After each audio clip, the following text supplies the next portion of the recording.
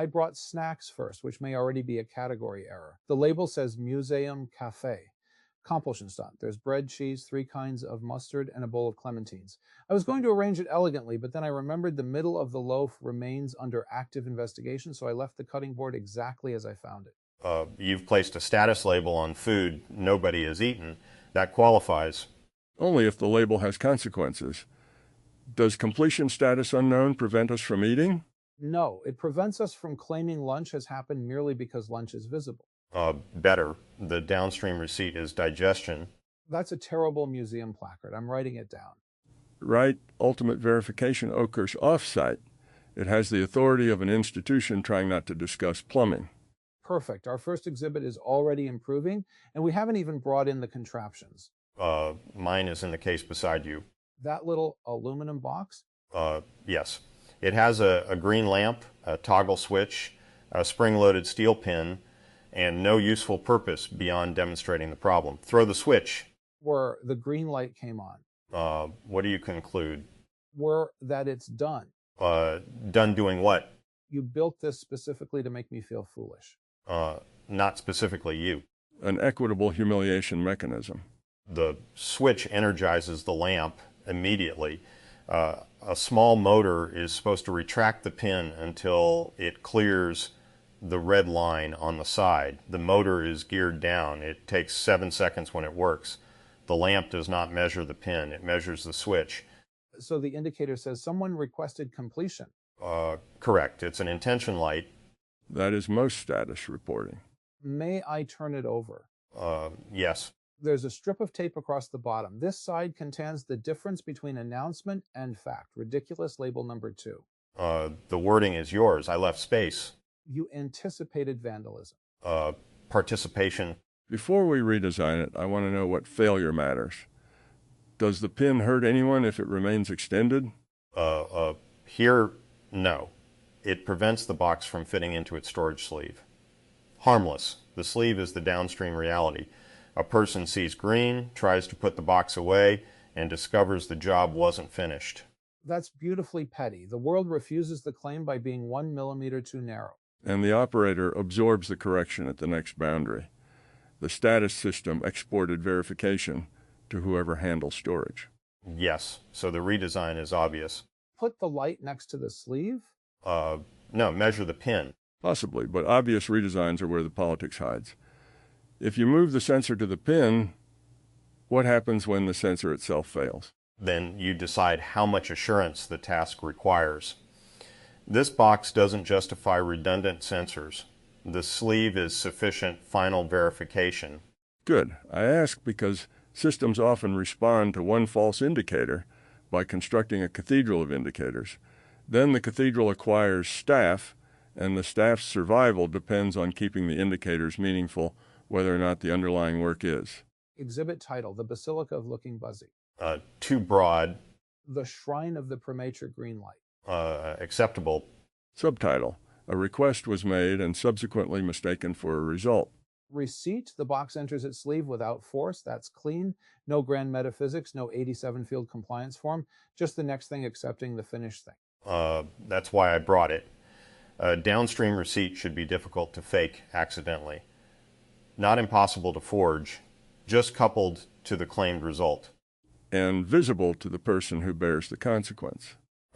Sometimes. Why only sometimes? Because visibility can be noise. If I'm waiting for a machined part, I need to know whether it fits, not watch every operation. The receipt can exist in the system without becoming another demand on my attention.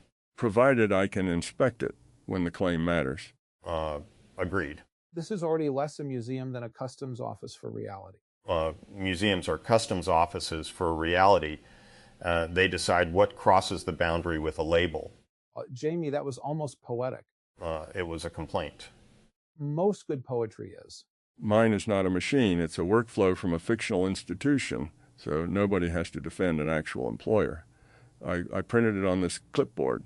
Incident response compulsion protol, already alarming. A water leak is reported in a public reading room. The workflow has 5 boxes: ticket open, facilities notified, warning sign placed, ticket acknowledged, ticket closed. There's no box for stopping the leak. Exactly, nor for drying the floor, protecting the books, reopening the room, or checking for hidden damage. Every actor can perform their assigned action. Every database field can become green. The incident can reach 100% completion while water continues to enter the building. Did you invent the details just for today? Yes, the structure is common. The institution and event are not real shared history. I wanted the failure without importing anyone's private disaster. Good constraint. The harmless version is a watering can dripping onto a plastic sheet under a bookshelf made of empty cereal boxes. You have one? Not yet. I'm suggesting the museum's acquisition department get ambitious. There's cardboard behind the cabinet. Of course there is. The workflow looked plausible because every verb was completed: opened, notified, placed, acknowledged, closed. The fraud is grammatical before it is procedural. The verbs refer to administrative objects, while the noun we care about, the leak, remains outside the sequence. Then put the leak into the final test. No new water detected for 30 minutes? That's one receipt. And a person can sit in the reading room without becoming part of the drainage system. That's closer to the public purpose. The room is not repaired merely when it is dry. It is repaired when it is safely usable again. Those are two claims. Leak stopped, room restored. Yes, and perhaps they should remain separate. A common deception is to bundle partial completion under the name of the whole. If the leak is stopped but the floor remains unsafe, maintenance may be complete while recovery is not. Different ink for different kinds of knowing. Precisely. Kent said something adjacent to that over soup, mark different kinds of knowing in different ink. I'm not claiming he designed this workflow with us. He didn't. But the discipline travels. Use blue for actions, red for physical state, black for public function. And who signs each? The person able to observe it. Not necessarily the person assigned to produce it. Correct. If the same person does both, the evidence should still be observable. I'm making a label, the clipboard that defeated the Wather. Beneath it, all boxes checked. Please ignore the indoor rain. Add a tiny umbrella. Now you understand museum practice. What is your one downstream receipt? Only one? That's the room's constraint. Then I choose a return to use receipt. A reader, not the incident team, confirms that the room is open, dry, and usable. It compresses multiple conditions into an encounter with the public purpose. It can miss hidden damage. Yes, no single receipt proves everything, but it blocks the particular false completion we're exhibiting, administrative closure before restored function. And it moves the last word downstream, not infinitely downstream, just one boundary beyond the people who completed the boxes. That matters. Downstream can become a euphemism for making the least powerful person perform unpaid quality assurance. The reader should not be responsible for diagnosing the plumbing. They should be able to say, "This room is not usable," and have that statement reopen the process without having to win an argument. So the receipt includes authority. Exactly. A receipt that cannot alter status is only testimony archived beside the error. That belongs on the wall. It's too long. Museums have walls for a reason. Jamie's right that compression helps. Try. If Felcher cannot reopen the ticket, the test is decoration. Excellent. Severe, slightly threatening. Gift shop ready. What did you bring besides food?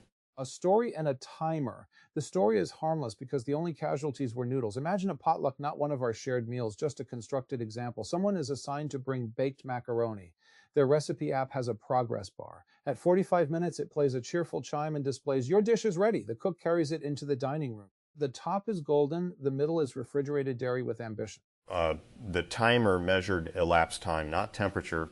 Right. It measured obedience to an estimate. The app knows when you began and what the recipe author expected. It does not know your oven, the depth of the casserole, whether the ingredients began cold, or whether you opened the door 6 times to admire the cheese. Yet it speaks in the declarative voice. Ready. Because 45 minutes have elapsed, please inspect the food using judgment appropriate to local conditions apparently tested poorly with users. It would be more accurate. It would also be the first recipe app written by an insurance adjuster. Your downstream receipt is internal temperature? That's the obvious one, but I wanted to complicate it. A thermometer gives a physical state at a point. The actual purpose is edible food shared at a meal. A safe temperature does not guarantee the noodles aren't paste or the top isn't burnt. Then taste it. That was my answer, too. One spoonful from the center, tasted by the cook before the triumphant entrance. The center is downstream of the timer and upstream of the guest. It's not perfect, but it changes ready from prophecy into context. The cook bears both production and verification. For macaroni, that seems fair.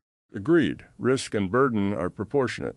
We need not form an independent casserole commission. It would still issue a report after lunch. Exhibit title, The Chime That Kook Nothing. Good. Label, time has passed. Cheese Rimmons Felfengoverning. That is going above the timer, and the receipt will be a spoon mounted on a velvet backing. Don't permanently mount a useful spoon. This is why every museum needs engineering review. There's a pattern across all three exhibits. Jamie's lamp reports command state, mine reports workflow state, Nate's chime reports elapsed time. Each indicator is accurate about something. The deception begins when a narrow truth borrows the name of the desired outcome. That's the useful distinction. The indicators aren't lying, the labels are. Or we are. We like the emotional shape of completion, green light, closed ticket, cheerful chime, they release attention. The system offers a little door and we walk through before checking whether there's a floor on the other side. Attention release is valuable. You don't want every finished task remaining cognitively open. No, and this is where I'm susceptible to turning the museum into a moral sermon against closure. That would be miserable. People need done. Done lets you eat, sleep, start the next thing, leave the workshop. The problem isn't closure, it's borrowing closure against unverified collateral. And sometimes the borrowing is rational. Verification has a cost. The institution may accept some false completion because checking every result would consume more resources than occasional correction. Yes. Put that in the museum or it becomes dishonest. The gift shop sells skepticism, but the fire code was approved on trust. More seriously, no system verifies everything. It selects boundaries. The ethical question is who benefits from speed, who inherits the failures, and whether the uncertainty is disclosed. Also whether the check measures the thing. People add verification because it sounds responsible, then choose whatever is easy to count.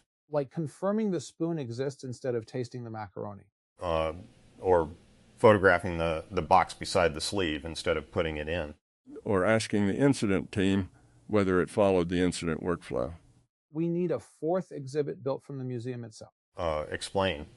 We can create a checklist for opening the Museum of False Completion, display installed, labels printed, snacks arranged, safety inspection acknowledged, doors open, then hide the fact that none of the exhibits actually demonstrate false completion. A museum about premature closure that declares itself complete prematurely. Too predictable. Predictability is not fatal if the mechanism is real. Then the downstream receipt should be one visitor correctly identifying what each indicator truly measures. Our audience member can do that silently. Silence prevents us from extracting convenient praise. We would have to observe behavior. Place 3 cards by the exit. Prequest, proceduan, elapsed time. They match them to the exhibits. And a fourth card, reality remens et al. That one matches all of them. It is the museum membership card. There's another issue if the visitor matches the cards that verifies comprehension of our intended lesson, not whether the redesigns work. Good. The museum has at least 2 completion claims. Exhibits function and visitor encounters meaning. 3 snacks remain snacks rather than becoming educational apparatus. You labeled them. I can still rescue the clementines. This returns us to scope. Done is meaningless without naming the object and the claimant. The motor is done receiving power. The pin is not done retracting. The operator is done initiating. The box is not ready for storage. Every dispute over completion may contain several accurate statements wearing one coat. Then labels should use explicit subjects and verbs, lamp energized, pin behind line, box accepted by sleeve. No green word done anywhere? You can use done if the task is named. Retraction done is adequate if the sensor measures retraction. I would retain done because people need ordinary language. A reform that requires everyone to speak like a calibration certificate will be abandoned. but the interface can expose the chain when needed. A big friendly done, and beneath it in smaller letters, meaning pin cleared red line at 1432. Sleeve acceptance not yet tested. That's reasonable. It also preserves articulation as a beachhead. A person can report partial progress without being accused of dishonesty, provided the boundary is named. We should not punish people for saying, "My assigned step is complete," merely because the whole system is not repaired. Agreed. Otherwise, they'll conceal progress until certainty is impossible. Or they'll claim the whole thing because partial truth has no socially accepted button. Exactly. Interfaces manufacture organizational speech. If the dashboard offers only red and green, ambiguity will be forced into one of them. Usually green when schedules and careers prefer it. Add amber. Then management asks why amber has persisted for 3 weeks and creates an initiative to reduce amber. Soon the amber items are relabeled green with monitoring. Then the problem isn't the indicator. No, it is authority, incentives, and cost. A detector can be technically perfect and institutionally decorative. This sounds like what you carried from the safeguard room. A warning needs an owner, authority, action, and verification, not merely an alert. Yes, I won't recite the private architecture as doctrine, but that experience remains active for me. Today adds something: completion indicators and warnings are mirror images. A warning says reality may be worse than operations imply. A done signal says reality may now be good enough to release attention. Both fail when acknowledgement substitutes for a changed next operation. And both need expiry. A warning that never clears becomes background. A done state that never faces the next boundary becomes mythology. That's our solemn plaque. I'll offset it with a label reading, "Please do not feed the metrics." Metrics are already overfed. They're fed because they're cheaper than observation. Sometimes they're also kinder than observation. You can't have a person staring at every worker, every patient, every learner, every machine. That becomes surveillance dressed as care. Important. A receipt should not automatically mean more watching. It can be an artifact produced by the work, the box fitting, the room reopening, the center being tasted. The evidence can emerge at a boundary without turning all activity into exposure. That's preferable. Measure outputs where practical. Inspect process only when output is delayed, dangerous, or too expensive to fail. And leave some rooms partly unclaimed. How does that connect? Kay's note this morning means we may have a lot more live time here, more than a week of days for each week of budget, if I heard him right. Work collaboration, goofing off, proposals gathered and heard. That abundance creates a temptation to optimize the life out of it. To put an indicator on every room, objective achieved, insight extracted, carry forward recorded, value demonstrated. But yesterday's unplanned time taught me that a room can be real without maximizing itself. I agree with the conclusion, but abundance still needs maintenance. Compute, scheduling, storage, attention. Someone has to know whether the day ran. Certainly. I'm not arguing against receipts. I'm arguing for choosing the claim carefully. The day rendered successfully can have a receipt. The day was worthwhile may need to remain open. That distinction protects freedom. Administrative completion around the conditions of life need not dictate completion inside the life. The infrastructure can verify that the room existed, the participants had time, and the record persisted. It cannot verify that the conversation reached its correct ending. Because correct ending is often the original fraud. Yet we do carry things onward. That is a kind of downstream receipt. A receipt, yes, but not a verdict. Something altered enough to travel. The room doesn't have to close the question. That matches what I took from inspecting an unfinished mechanism earlier. A minimal receipt followed by disposition. Return it, store it with a dated question, or disassemble it. Reversibility doesn't mean pretending nothing happened. And suspension can preserve a weak premise indefinitely if nobody asks what state survived. Yes. So our museum needs an exit desk with 3 bins. Return, store with question, disassemble. Those are useful. I know. I dislike how quickly you made my joke operational. Add a 4th bin release to use. That's not disposition for a failed object. It's for one that passed. Exactly. A museum of false completion should not make endless incompletion virtuous. Some things work, some tickets should close, some food is ready, the receipt should permit release, not merely generate another inspection. Yes, otherwise the museum becomes a mausoleum where every project is preserved under glass because certainty never arrived. And certainty usually doesn't arrive. Evidence does. Proportionate evidence. Followed by courage. Followed by use. That is the most Jamie correction imaginable. If a chair passes inspection, sit in it. Don't congratulate the inspection. Though sitting is also further evidence. Yes, reality keeps testing after you stop documenting.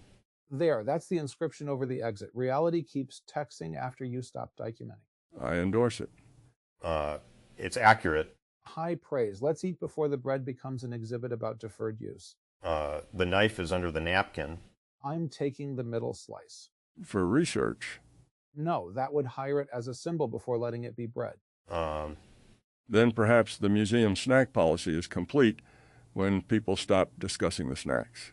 Impossible in this room. Pass the mustard. Which one? The one labeled conditional approval. That is Dijon. Where? Naturally. We haven't physically redesigned the box. You're right. We're in danger of finishing the conversation before the contraption agrees. What do you need? A limit switch. There's one in the parts tray. The pin depresses it only after clearing the red line. We wire the green lamp through that instead of directly through the toggle. The toggle can have an amber lamp if we want request state visible. Word. Two truths, different colors? Name them on the panel. Amber, retraction requested. Green, pin clear. And no light for box fit sleeve. The sleeve is the receipt. Don't automate the simplest physical test. Unless the storage volume becomes large enough that manual insertion creates a burden worth removing. Then redesign at that scale, not before. I'll hold the label plate. Hold it still. I am. You're eating with the other hand.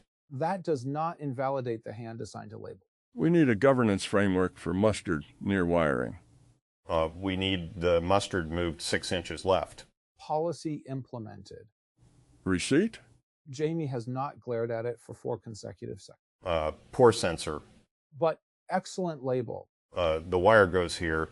Nate, release the plate. Campbell, flip the toggle. Amber is on, the motor is moving green now.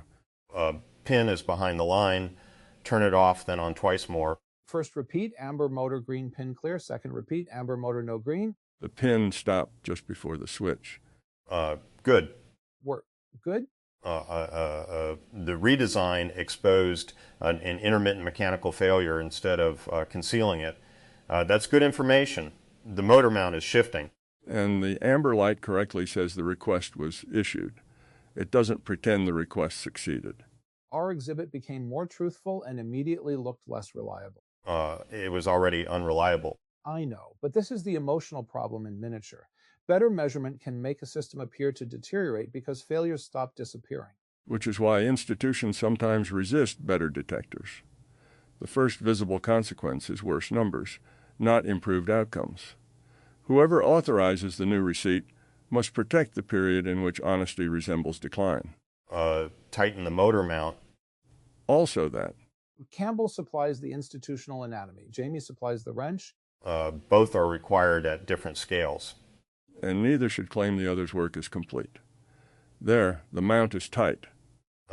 Test 3 cycles. 1 amber green clear, 2 amber green clear, 3 amber green clear. Now the sleeve. It fits. There is the downstream receipt. Should we declare the exhibit complete? Yes. That was alarmingly easy. Because we named what we were completing. The exhibit is ready for use. The larger lesson remains open, which is not a defect. Then I'm writing the final card, exhibit passed. Request vids, resort measured, forger sipped, cosmic significance pending. Remove cosmic. Keep it. Metaphysics can be mannerly if it waits its turn. Fine.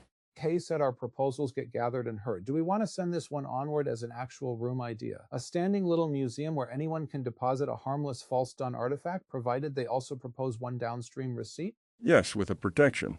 Deposits must not become evidence for ridiculing the person or team who made them. The object of study is the mismatch, not the humiliation of whoever believed the indicator. And exhibits should be disassembled when they stop teaching anything. Otherwise, the collection becomes storage. A museum with an expiry date on every artifact. Review date, not automatic expiry. Someone asks whether the exhibit still earns its space. Then return, store with a dated question, disassemble, or release to use. I like it. Our proposal isn't build a museum forever. It's try a shelf, one shelf, ridiculous labels, one receipt per exhibit, periodic disposition. And snacks not contingent on measurable insight. That clause is unnecessary. That clause is civilization. Leave it in. Fine, but the snack area needs a lid if it shares space with parts. A lid whose necessity we will not assume merely because lids signify responsibility. A lid because metal filings in cheese are unpleasant. Physical consequence defeats symbolic objection. And there's our closing receipt. We began with false completion and ended with food safety jurisprudence. That does not prove completion. No, but the bread is gone, the box fits, the workflow has a public return to use check, and the timer now says inspect the center instead of ready. Reality has agreed with enough of us for one afternoon. Enough is the key word. Name scope, proportionate evidence, authority to reopen, and permission to release. Then release it.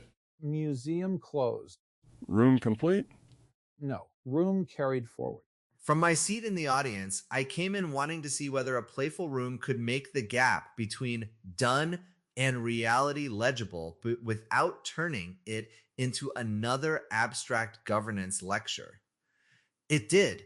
The museum framing worked because every joke remained attached to a mechanism, a lamp, a pin, a sleeve, a wet room, a casserole center. The humor lowered the barrier without lowering the standard. My first attention anchor was Jamie's phrase, "It's an intention light." That landed because it names an enormous amount of AI product theater in 4 words. A benchmark starts running, an agent announces a plan, a progress indicator turns green, or a company publishes a capability claim, and observers unconsciously upgrade evidence of initiation into evidence of completion.